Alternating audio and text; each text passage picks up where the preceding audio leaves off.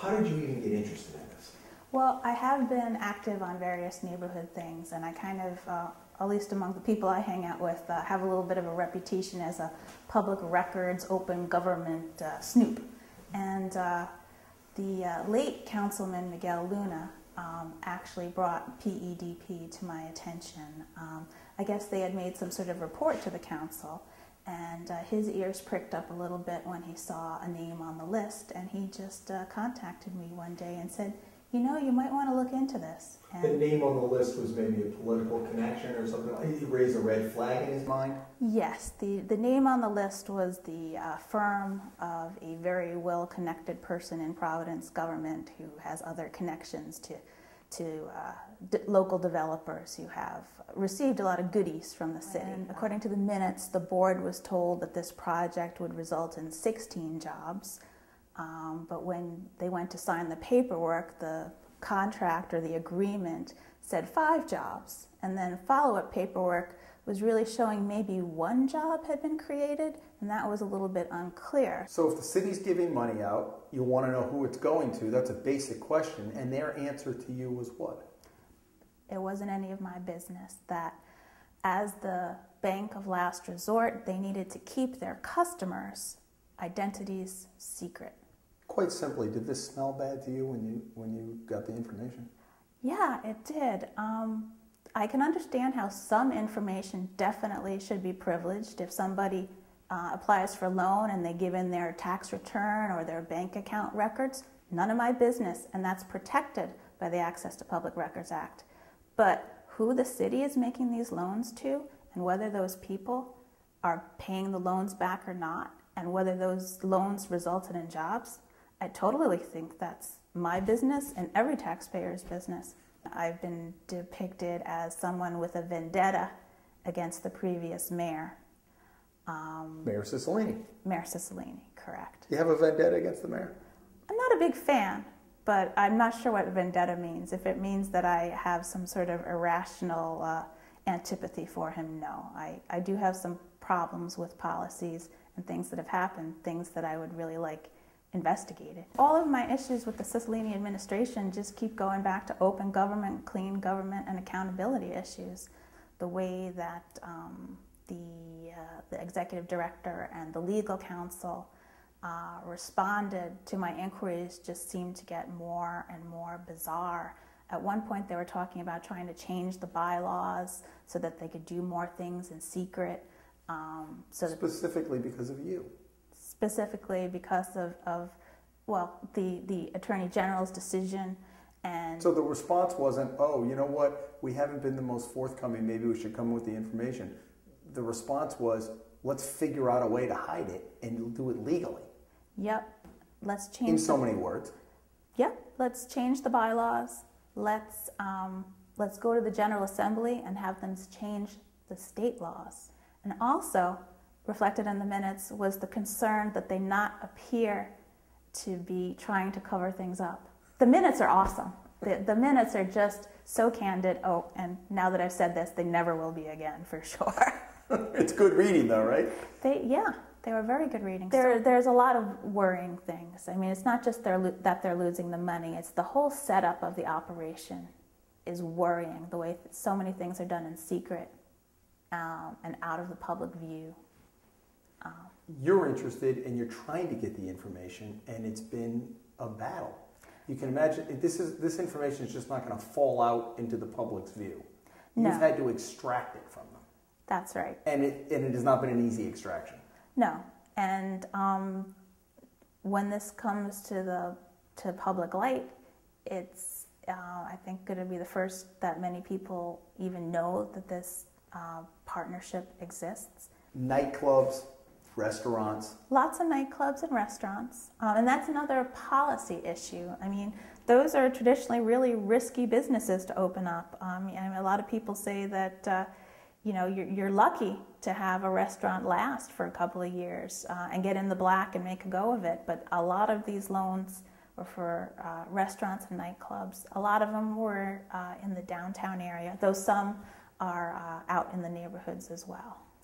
This loan fund's been around since at least the 80s. So from the information I was able to get, They were doing pretty well with the loans that they made in the mid-90s and, for at least a decade after that. But the loans were being made, people were paying them back. Right. Not entirely without losses, but not too bad. But in the last administration, they seem to have taken a bit of a nosedive. If you owe a $15,000 loan and you're paying back $75 a month and you're not paying any interest on it, I mean, are you ever going to pay that loan back? And I just want to say that, I definitely applaud people who try to pay off their debts, and I don't mean to disparage anybody who says, I'm going to pay this back if it's the last thing that I do. I respect that, absolutely. But from an accounting point of view, I really am wondering if the city should be counting that as a good asset on its books. Mr. Tevereau. The attorney for the PEDP. Correct. Mm-hmm. From what I've seen, it's been nothing but roadblocks. Initially, until he got slapped down metaphorically by the AG's office, but even then it hasn't been the most cordial. And I'm not saying that you have to hold hands and have a drink and be friendly, but to me it seems that he has been, and I'm sure he takes his direction from Mr. Deller, and we'll figure out that relationship, but Mr. Tevereau particularly has been an obstructionist in this process, has he not?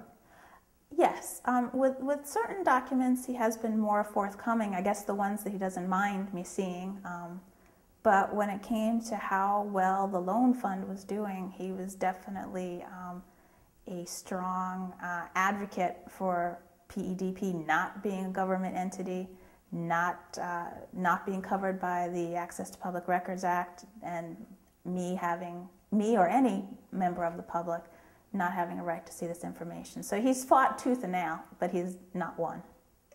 Haven't there also been cases, though, that he's given you information and it hasn't been the full picture? You found out later. You asked for something, you got it, and then you realized there was more.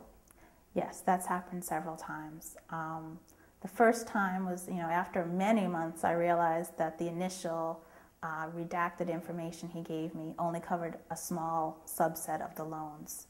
And he was definitely not clear about that. When I said, I want to see everything for all the loans, he said, here you go. And I was under the impression that he was at least giving me redacted information on the full portfolio, but he wasn't. And then when I did finally get the Attorney General's decision, it was like pulling teeth to get the information they said I was entitled to. He has a set of explanations for this, but they're really not rational. I mean, I said, I want, this information on these loans, and he would say, here you go, in so many words in an email. If you need anything else, let me know, and I would compare it to information I had got elsewhere, and I'd say, well, you're missing loans from before this date, and he would provide a list of that, and I would say, well, just give me everything in your database, okay? Because clearly it's difficult for you to pull a list of one time period. And so he would give me another set of information, and I'd know from other documents I had gotten either from federal authorities or elsewhere that he was missing loans. And I finally, after about 4 iterations, I got all the information that I had asked for and been told I was entitled to by the Attorney General. But without that persistence, you wouldn't have gotten the whole story. No, and without the additional information, I would not have known that he wasn't giving me all the loans. What are the taxpayers supposed to think when they see a program being run like this, and this is their tax money? I'm personally very disappointed. I would hope that taxpayers see this and ask a lot of questions and, maybe get a little bit angry, because I know that my real estate taxes went up, my car tax is back like a vampire from the grave.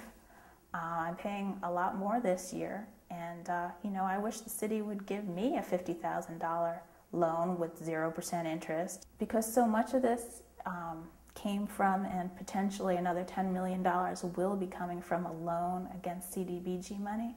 It's not just that we're losing loans that don't get paid back, but there's an opportunity cost.